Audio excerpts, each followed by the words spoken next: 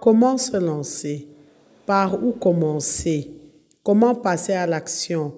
Nous allons essayer de vous proposer des cas concrets vous permettant de vous projeter et, in fine, de vous lancer dans différents projets agricoles. Bonjour, moi je suis Madame Yana épouse Yombo. Je suis économiste de formation et comptable aussi. Mais je suis quelqu'un qui, j'ai beaucoup aimé l'agriculture, étant déjà dans mon jeune âge, j'ai aimé. Donc j'ai pratiqué, c'est ce que je pratique jusqu'à aujourd'hui. Oui, j'ai fait beaucoup d'élevage de poulets de chair surtout.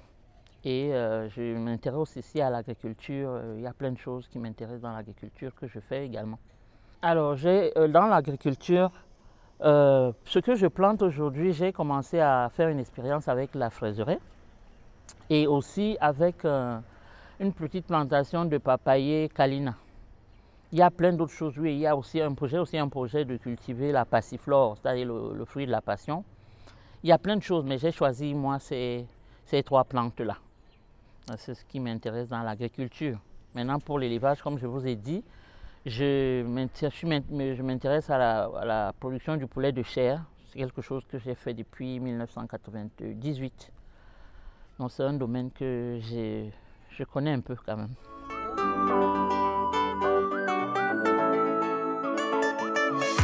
L'agriculture, c'est un domaine rentable.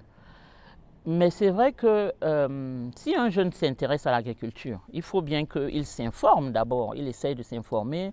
Vous avez peut-être une passion ou alors non, vous voulez quelque chose, vous voulez gagner de l'argent. C'est bon de vous informer. Informer, qu'est-ce que j'entends par informer? Savoir ce que c'est et essayer d'approcher des structures pour pouvoir se former.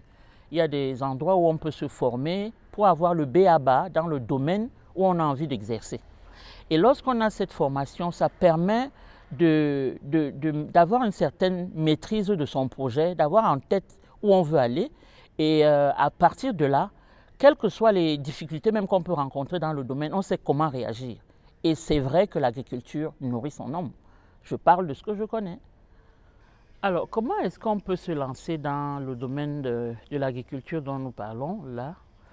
Par exemple, lorsque un jeune veut se lancer, ou même n'importe qui, mais surtout les jeunes que nous voulons encourager dans le domaine, il faut déjà identifier son projet, pour savoir ce qu'on veut faire dans le domaine de l'agriculture. Je veux élever les poulets, les chèvres, les lapins et tout. Bref, savoir identifier déjà son projet. La deuxième étape que je donnerais serait d'aller chercher à avoir un peu le b.a.-ba en termes de formation.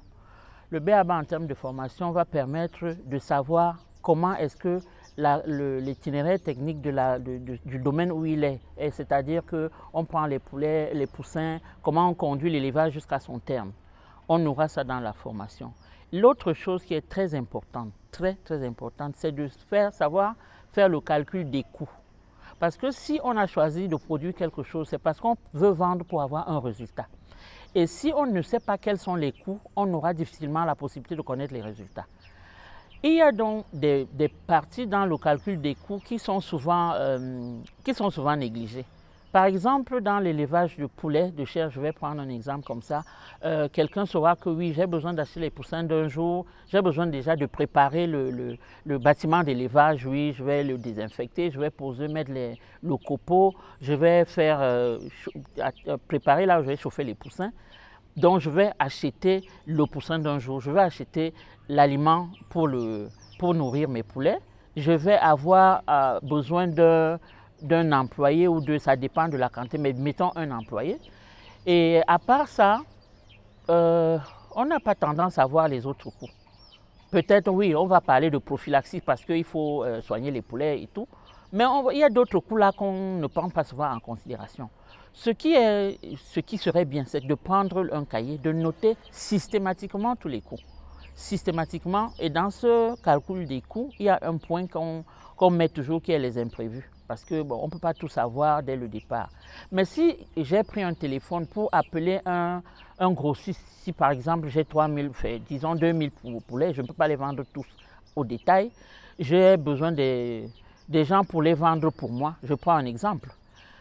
Il faut que je puisse calculer le coût du téléphone que j'ai appelé. J'ai pris un transport pour me transporter du bois pour venir chauffer les poulets ou du charbon, les choses comme ça.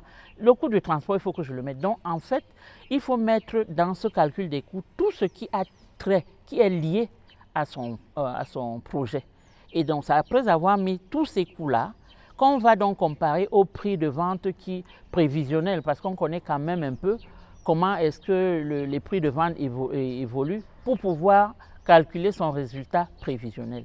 Et lorsque ce résultat prévisionnel est donc positif, alors on peut se lancer.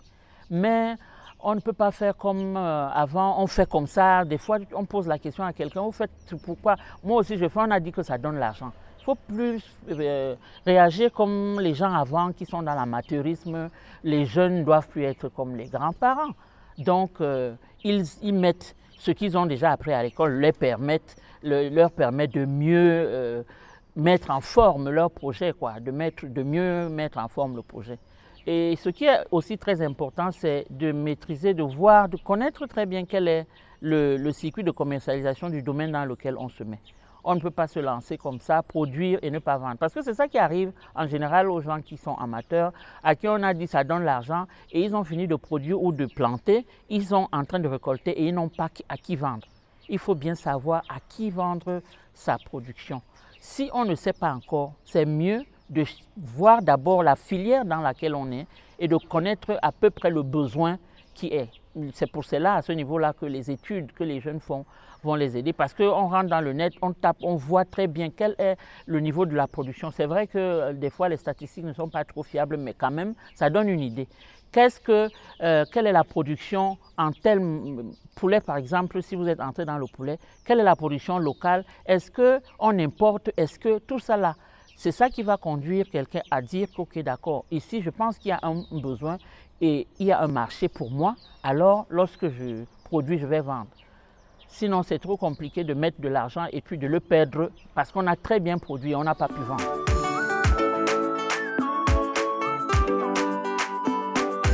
Dans tous les projets, il y a les difficultés. Dans tout ce qu'on peut faire, même dans la vie, il y a des difficultés. Mais les jeunes, c'est vrai que si on s'engage dans l'agriculture, il faut savoir qu'on va travailler. On ne va pas s'asseoir et attendre les bénéfices comme ça. C'est un domaine où on met de soi, on travaille. Quand on est concentré sur son projet, on travaille et on peut gagner de l'argent. Les difficultés, il y en a. Ça rebute, mais il faut travailler. Même si un jeune se dit, bon, moi je préfère aller chercher ma vie ailleurs, mais d'abord aussi il y a des difficultés. Il y a les difficultés en toutes choses. Il faut juste avoir envie déjà, être concentré dans son projet pour pouvoir le réaliser. Si on n'est pas concentré, il n'y a aucun travail qu'on va faire, il n'y a pas de difficulté. Même ceux qui travaillent dans les bureaux, il y a des difficultés parce que des fois, vous faites même des fois bien votre travail, mais votre patron, il n'est pas content, il arrive un jour, il vous parle mal, vous devez vous maîtriser. Ça, c'est une difficulté. En plus du fait que peut-être on vous met des objectifs au travail et ce n'est pas facile à réaliser sur le terrain. Donc, chaque domaine a une difficulté. L'avantage de l'élevage, c'est que vous êtes votre propre patron. C'est vrai qu'en étant son propre patron, il faut faire preuve de beaucoup de sérieux. Parce que vous avez votre projet en tête, c'est vous qui savez où vous allez. Si vous ne le mettez pas en tête, vous n'allez pas contrôler vos employés. Peut-être vous avez une ou deux personnes qui vous aident à travailler. Si vous n'êtes pas imprégné de votre projet, vous n'allez aller nulle part. Donc, ce que je peux dire pour les jeunes, il faut, comment dire ça, ce que vous voulez, vous identifiez ce que vous voulez, vous essayez d'avoir au moins le b.a.-ba dans le domaine, et puis maintenant, vous vous dites que vous allez travailler d'arrache-pied. Et lorsque vous arrivez à travailler comme ça, vous gagnez de l'argent. Hein. En ce moment-là, ceux qui travaillent dans les bureaux, qu'on ne vous dise pas, ils ne peuvent pas vous payer. Ceux qui ont fait l'expérience ne peuvent même plus accepter qu'on aille les mettre dans un bureau parce que les patrons ne vous payent pas. Vous gagnez beaucoup d'argent. Alors, l'une des difficultés dans le domaine agricole, justement, c'est que c'est d'avoir les gens qui vont travailler avec vous. Tout le monde a tendance, en général, hein, ce qu'on observe, a tendance à vouloir faire des travaux qui sont plus faciles en ville et tout. C'est vrai, c'est une difficulté, mais comme je disais tout à l'heure, lorsque vous savez que vous avez cette difficulté-là dès le départ, vous essayez de voir comment est-ce que vous pouvez vous ajuster si ce genre de situation vous arrive. Mais ce qui est clair aussi, c'est que dans le pire des cas même, je prends un exemple, vous avez un élevage et puis un jour vous apprenez que votre volailler, pour le cas de l'élevage du poulet, il s'en va. Vous devez être prêt à aller vous-même sur votre entreprise, relayer après, avant d'avoir quelqu'un d'autre. On peut donc, oui, il y a des difficultés, mais quand on sait comment est-ce qu'on peut faire, et surtout qu'on a son projet à cœur, j'ai l'habitude de dire, ou alors c'est un proverbe ou un adage qui dit souvent que votre cœur est là, votre cœur bat là où votre argent est. Un entrepreneur, c'est celui-là qui a une attention portée sur son projet. Et parce qu'il sait où il veut aller, c'est lui qui a investi, c'est lui qui sait ce qu'il veut faire. Et il ne peut pas s'amuser avec. Vous avez un employé qui, pour une raison ou pour une autre, qui laisse votre... Vous partez. À tout moment, vous devez être prêt à réagir. Hein? Oui, c'est de ça qu'il est question. Parce que ces gros hommes d'affaires qui gagnent de l'argent, là, vous ne savez pas quelles sont les difficultés qu'ils gèrent en sourdine. On ne voit seulement que le côté qui est quand ils réalisent les projets, mais vous ne savez pas que des fois, ils ne dorment même pas. Ils sont partis sur le terrain pour intervenir à un moment ou à un autre pour un projet, un problème précis. Ok, donc je viens de parler de tout ça, comment est-ce qu'on peut s'en sortir en travaillant, en retroussant les manches, mais nous sommes quand même dans un domaine où la plus grosse difficulté, le gros problème avec le secteur, c'est que les gens ne veulent pas travailler. Les jeunes, ils ont envie de gagner de l'argent, mais c'est comme s'ils se disent que l'argent tombe du ciel. On est dans un domaine où les jeunes ne veulent pas travailler, ils trouvent que c'est pénible et des fois vous embauchez des gens et ils font 2 jours, ils trouvent que c'est trop difficile, ils partent parce qu'aujourd'hui avec l'avènement des réseaux sociaux, on a les gens qui pensent qu'on gagne facilement de l'argent parce que, je ne vais pas vous parler des influenceurs et tout, on a l'impression, on parle souvent d'argent comme si c'est quelque chose qui est facile. Mais non, en fait, la réalité, ce n'est pas ça. La réalité, c'est qu'il faut se retrousser les manches pour gagner de l'argent.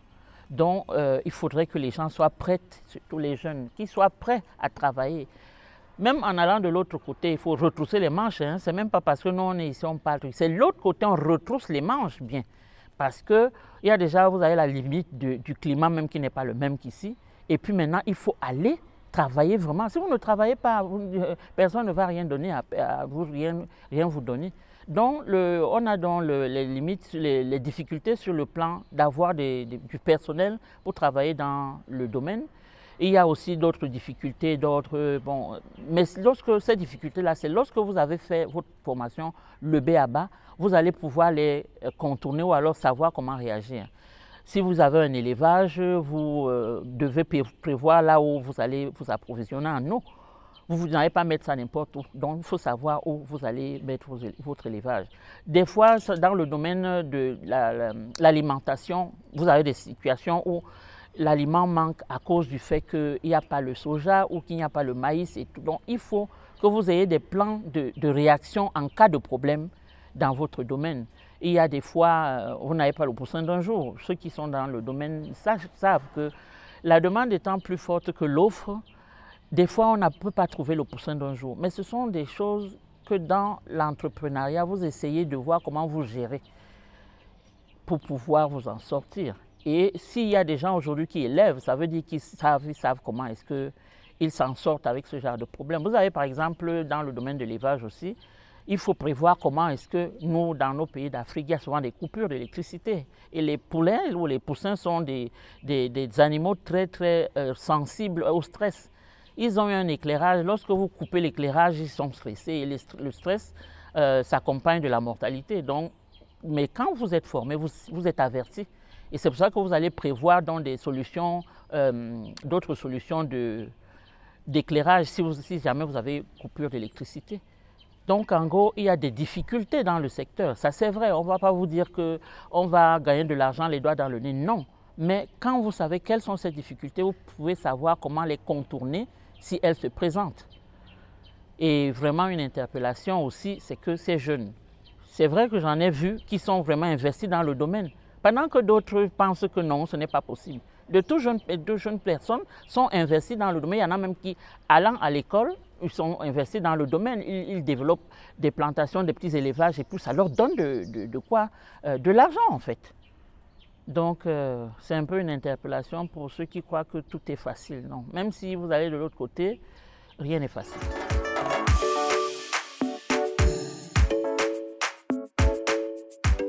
comment échouer, rater son projet, en fait, parce que c'est ça qui est l'appréhension de beaucoup de gens. On a peur de rater.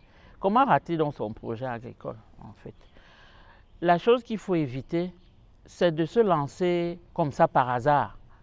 Comme on a dit un peu plus loin, on a vu telle chose, non, on dit que ça donne l'argent, on se lève, on s'en va le faire. Ou alors on est allé quelque part, on a reçu en cadeau un présent de poussins, 100 poussins d'un jour, on vous les a donnés, vous allez vous lancer. Si vous devez faire un pilotage à vue dans l'agriculture, vous êtes sûr de vous casser la figure. Parce que, comme on a dit, vous n'avez pas évalué votre projet, vous ne savez pas où vous allez, vous ne savez pas comment est-ce qu'il faut réaliser votre projet et vous ne savez pas à qui vendre le fruit de votre production. Et puis aussi, les difficultés, c'est dans tout entrepreneuriat. On a souvent l'habitude de dire qu'une entreprise ou alors une affaire, c'est un risque. Donc, il y a des difficultés partout. Et si on veut donc être un auto-entrepreneur soi-même, il faut être mentalement fort. Parce qu'il ne faut pas vous retrouver dans une situation où il y a un problème à gérer dans votre affaire, dans votre entreprise, et vous ne savez pas quoi faire, vous paniquez complètement. Il faut être mentalement assis, vraiment. Et c'est ce qu'on appelle aussi avoir du sérieux dans ce qu'on fait. On ne s'attend jamais à ce qui va arriver. Ce qui arrive, dès que ça arrive, ça peut vous choquer dès le départ, mais il ne faut pas qu'il y ait trop de temps avant, parce que la réaction doit être rapide. Je prends le cas de l'élevage. Vous êtes arrivé, vous avez mis vos 500 poussins d'un jour dans un bâtiment et ils grandissent normalement, ils se développent bien. Et puis un jour, vous arrivez, vous trouvez qu'ils sont victimes de cannibalisme. Il y a les poussins qui mangent les autres. Et ça va très vite. Si vous ne réagissez pas dans l'heure qui suit, c'est la catastrophe. Ou alors, vous avez, malgré les soins que vous donnez, vous vous rendez quand même compte que ces poulets-là, peut-être qu'ils respirent mal. Ce que j'ai oublié de dire dès le départ, c'est qu'un éleveur, ou même un agriculteur en général, c'est quelqu'un qui est observateur. Il faut observer beaucoup. Que ce soit que vous avez planté quelque chose, que ce soit que vous avez mis quelque chose en élevage, vous devez observer. Et l'observation là est capitale. C'est ça qui vous fait anticiper les problèmes que vous voyez arriver. Vous pouvez avoir une plante que vous avez mise. Quand vous l'observez, vous vous rendez compte qu'il y a comme de la poudre sur la plante. Vous devez vous rendre compte que c'est déjà une attaque qu'il faut traiter avec un fongicide.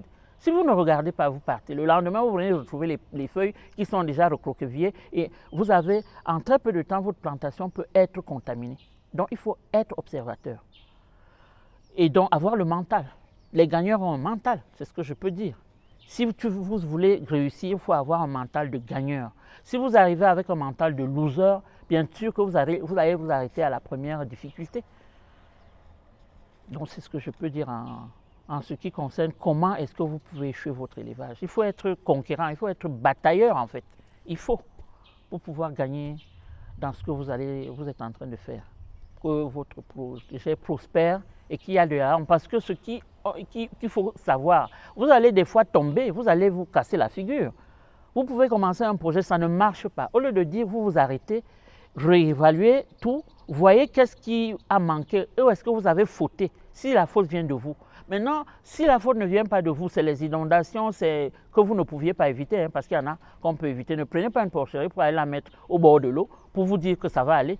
Maintenant, vous êtes en un endroit normal, pour une raison ou pour une autre, vous avez une inondation, je ne sais pas, n'importe quoi. Ne vous arrêtez pas pour dire que non, c'est trop difficile. Vous recommencez, vous évaluez qu'est-ce qui n'a pas marché, vous recommencez. C'est plusieurs fois, tous les hommes d'affaires qui ont gagné beaucoup d'argent ou qui en gagnent sont tombés plusieurs fois. Vous ne voyez pas le côté tombé, mais vous voyez seulement le côté de ce qui a réussi. Il faut être armé mentalement pour réussir dans tous les projets en fait, dans toute affaire.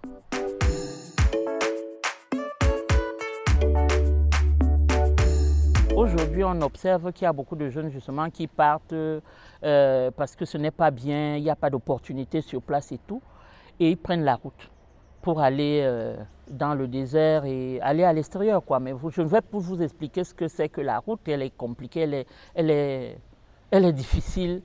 Bref, cette aventure qui est dangereuse là. Si un jeune a 3 millions, parce que pour prendre la route, on rassemble quand même un peu d'argent. Des fois même, ce sont les parents qui cotisent cet argent pour donner à ce jeune pour prendre la route, pour aller chercher le bonheur ailleurs. la hargne ou la niaque que les jeunes mettent à prendre la route, à braver les difficultés, le désert, l'esclavage, la bastonnade, je ne peux pas vous compter tout ça, il y a plein de choses. Cette hargne-là, si on la met sur place, je pense, hein, ça c'est mon point de vue que je donne, si quelqu'un a rassemblé 3 millions, il peut très bien identifier un projet, comme je parle de l'agriculture agricole, sur place et pouvoir mener son projet à bien et gagner de l'argent. Ça, c'est quelque chose qui est faisable. Je ne suis pas en train de dire que qui est facile, mais c'est quelque chose qui est faisable. S'il met la même force qu'il va mettre à braver le désert et toutes les autres difficultés, il la met sur place dans un projet qu'il a identifié lui-même. Je pense qu'il peut très bien s'en sortir. Je pense vraiment qu'il peut très bien s'en sortir. Là, ce n'est pas tellement la loterie que ça passe ou ça casse. Parce que des fois, quand vous avez de la formation, comme j'ai dit, le b.a.-ba, dès qu'une difficulté se présente, on réagit, on ajuste. Que ce soit dans l'élevage ou que ce soit dans le planter, quoi que ce soit, il y a une difficulté, vous constatez parce que vous avez le b.a.-ba, vous réagissez. Il y a sur place des vétérinaires pour l'élevage et des techniciens et des ingénieurs en agriculture qui aident, qui encadrent.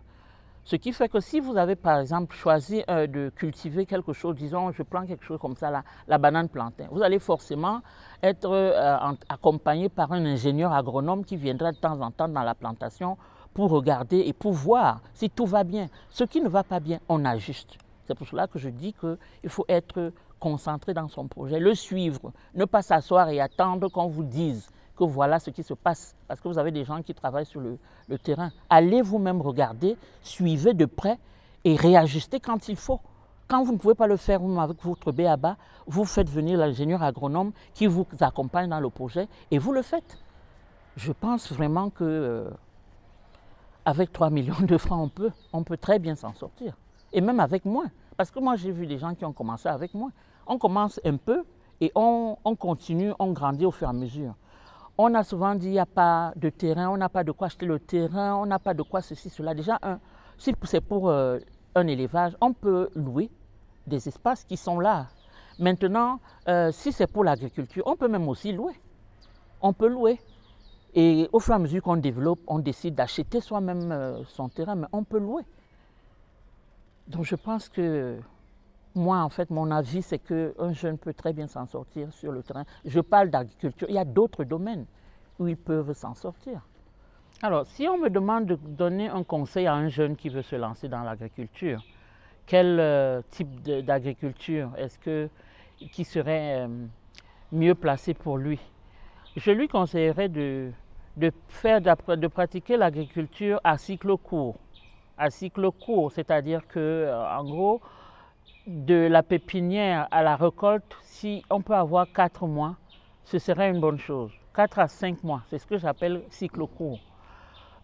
Comparé à d'autres agricultures, de nos parents qui faisaient les palmeraies, les caféiers, les cacaoyers, parce qu'on sait très bien que de ce côté-là, il faut investir pendant longtemps pour attendre des années après rentrer dans son argent.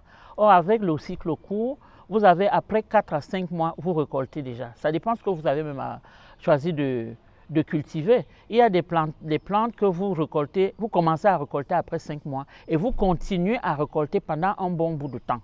Donc ça permet à ce qu'on récolte plusieurs fois dans l'année. Vous avez des cultures comme le piment, vous avez des cultures comme la passiflore qu'on voit même très peu, c'est le fruit qu'on appelle communément le fruit de la passion. Après 6 mois, vous récoltez pendant des années. Ça vous permet d'avoir de l'argent et que vous pouvez vous asseoir pour programmer de faire autre chose. Puisque vous avez du cash très régulièrement, vous pouvez donc regarder ce que où vous voulez encore investir.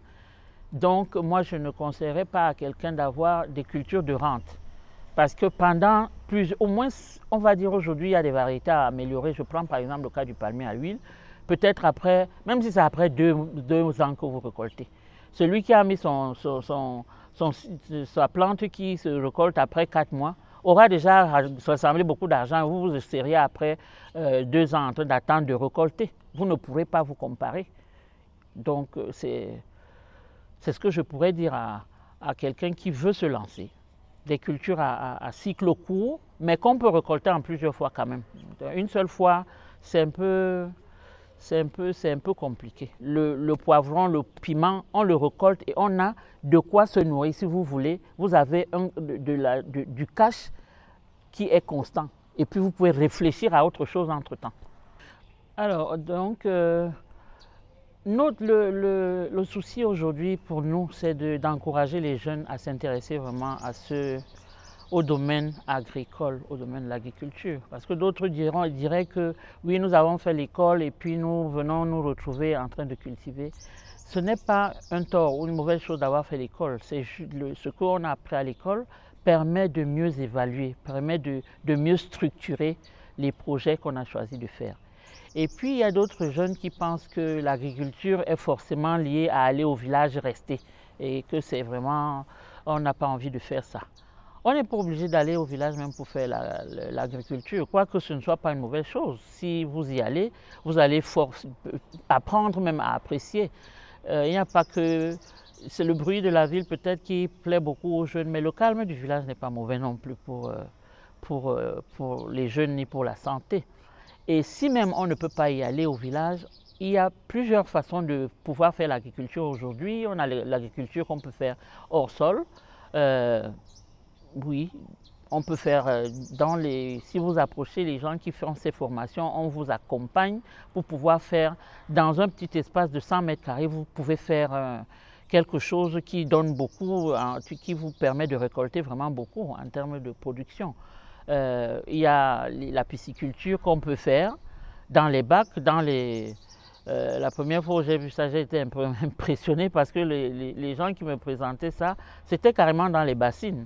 Donc, vous avez rassemblé un peu d'argent, vous faites dans un petit espace, vous avez fait un bac et puis vous mettez votre poisson et puis vous le sortez et vous le vendez. N'oubliant pas, et comme on a dit dès le départ, que ne vous lancez jamais dans un projet si vous ne savez pas de production de quoi que ce soit, si vous ne savez pas à qui vous allez vendre. Maintenant, l'autre chose, c'est que le monde étant interconnecté, nous avons ces téléphones-là qui sont des robots qui peuvent vous permettre de voyager partout où vous voulez voyager, rien qu'en étant assis chez vous. Vous pouvez vous informer, vous pouvez innover, vous pouvez faire tout ce que vous voulez, rien qu'avec votre téléphone. Parce que des fois, on ne sait même pas ce dont on est capable avec ces téléphones-là. Maintenant, si les jeunes, donc, l'autre chose que nous voulons dire, et où moi je voudrais insister, c'est que vous savez quelle est l'actualité dans le monde, surtout chez nous en Afrique aujourd'hui. Nous avons un continent à mettre en avant. Ce n'est pas d'autres qui viendront le mettre en avant pour nous. Vous allez pouvoir le faire si vous vous engagez dans ce genre de projet. Et puis par la suite, de succès en succès, vous allez pouvoir projeter sur des grandes étendues d'exploitation. Il y a des gens qui ont des 250 hectares de ci ou de ça. Il y a des gens qui ont des usines. Si vous avez commencé et que dans 4 ans, 5 ans, vous pouvez très bien vous associer, peut-être plusieurs jeunes, pour avoir des grandes exploitations.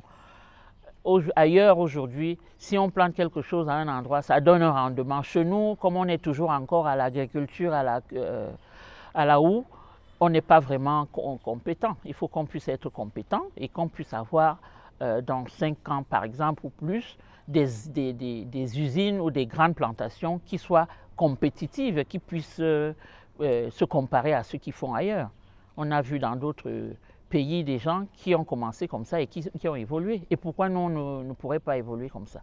Pour finir, ce que je dirais, c'est quoi? C'est que nous encourageons les jeunes à avoir un mental, parce que je crois que c'est par là où ça peut commencer. Ça commence à avoir un mental. Nous avons un continent à construire et vous savez tous que notre démographie, c'est une force. Les autres le savent, mais nous ne le savons pas. Il faut que nous implémentions ce fait que la démographie est une force pour que les jeunes, quand ils travaillent pour leur pays, pour leur continent, puissent le développer. Malheureusement, si vous allez commencer ce travail que les autres, nous les aînés, on n'a pas peut-être pu faire, ou les choses n'étaient pas encore peut-être rassemblées même pour qu'on puisse le faire, mais il y a déjà ça. Il faut pouvoir croire en votre pays, il faut pouvoir croire en notre continent, parce que lorsque les gens quittent pour aller ailleurs, c'est qui va construire notre continent? Et d'autres choses qui se passent même, c'est que pendant que vous allez, les autres viennent. Et vous allez un jour vous retrouver dans un continent ou dans des pays où vous êtes même encore des étrangers. Donc, il faut croire, il faut être convaincu qu'on peut le faire, parce que c'est possible de le faire. Si vous mettez votre mental, si vous mettez votre volonté à le faire, on peut le faire. Oui, et l'autre chose qu'il faut aussi que les jeunes apprennent à faire et que nous apprenions tous à faire, c'est de mettre en avant ce qui est bien chez nous, en fait. Parce qu'il était question tout à l'heure d'être fiers de nos pays, de pouvoir les mettre en avant. Donc, il ne faut pas toujours mettre le mauvais côté devant et voir ce qui est bien ailleurs.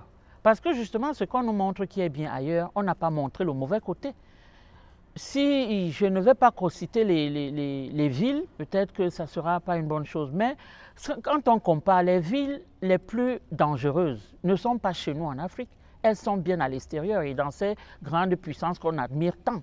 Il faut pouvoir, dans ce mental, être chauvin même, savoir dire du bien de son pays.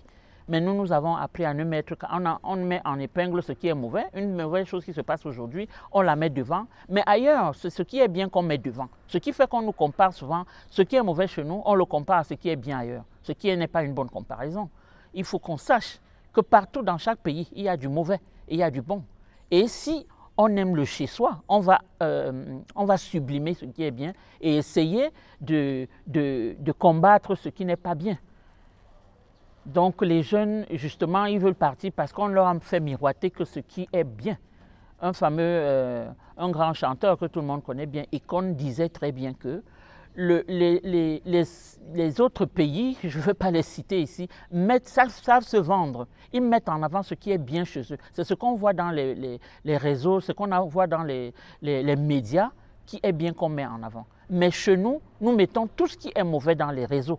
Parce que comme aujourd'hui, nous avons d'ailleurs les téléphones portables, une image d'une chose mauvaise peut se retrouver en Papouasie-Nouvelle-Guinée en très peu de temps. Parce que nous avons filmé et nous avons envoyé. Et ce que nous nous rendons même pas compte que nous faisons du mal à nous-mêmes. Sachons aimer nos pays, sachons les mettre en avant, arrêtons de nous auto-flageller et de penser que tout est mauvais chez nous. En fin de propos, j'encourage une chaîne comme AgriTV Web qui est en train de mettre en avant un domaine comme l'agriculture. Parce que nous sommes assis sur un environnement qui est riche et que nous pouvons exploiter. On a souvent tendance à nous dire, vous êtes assis sur des richesses et vous allez ailleurs, vous mourrez de faim. Il faudrait que les jeunes apprennent à exploiter ce que les autres viennent prendre ici pour pouvoir s'en sortir. Nous avons parlé du domaine agricole, mais il y a d'autres domaines. Et puis aussi, nous avons parlé tout à l'heure du fait d'être strict dans la conduite d'une agriculture ou d'un élevage. Je vous ai dit plus haut que j'exerce dans le domaine de l'élevage du poulet de chair et qu'il y a l'observation et la santé, c'est-à-dire la propreté qui sont de rigueur dans ces domaines-là. Que ce soit l'élevage des poulets, de n'importe quoi, des lapins, des porcs.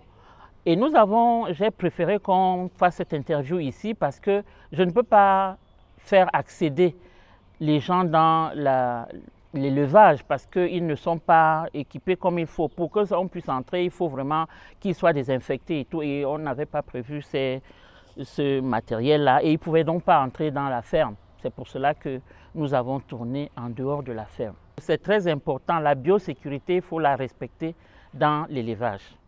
Après la production, proprement dit, ne négligez pas l'aspect commercial. Oui, il y aura des difficultés. Oui, on vous donne des éléments pour commencer, mais ce ne sera pas un long fleuve tranquille. Même un enfant, avant de marcher, tombe plusieurs fois. Vous allez tomber, mais à chaque fois, ayez la force mentale de continuer, de vous relever et de réamorcer votre projet, d'analyser où est-ce que vous avez failli. À chaque échec, posez-vous, analysez quelle est la cause de mon échec et redémarrez, recommencez, perfectionnez-vous. Dans tous les cas, passez à l'action. Nous espérons que cette vidéo vous a été utile. Si c'est le cas, dites-le nous en commentaire. Merci de nous soutenir en partageant massivement nos vidéos parce que de plus en plus, nos abonnés se plaignent de ne plus recevoir de notifications. Si chacun faisait sa part en partageant nos vidéos, nous également, ça nous inciterait à continuer à vous produire des contenus de qualité. Abonnez-vous à notre page Agri TV Web si ce n'est encore fait et activez la cloche de notification pour être informé de l'apparition de nos nouvelles vidéos. Comme vous le savez déjà, si vous êtes un habitué de cette chaîne, savoir est le point de départ, mais c'est agir qui fait et qui fera toujours toute la différence. Maintenant que vous savez, place à l'action.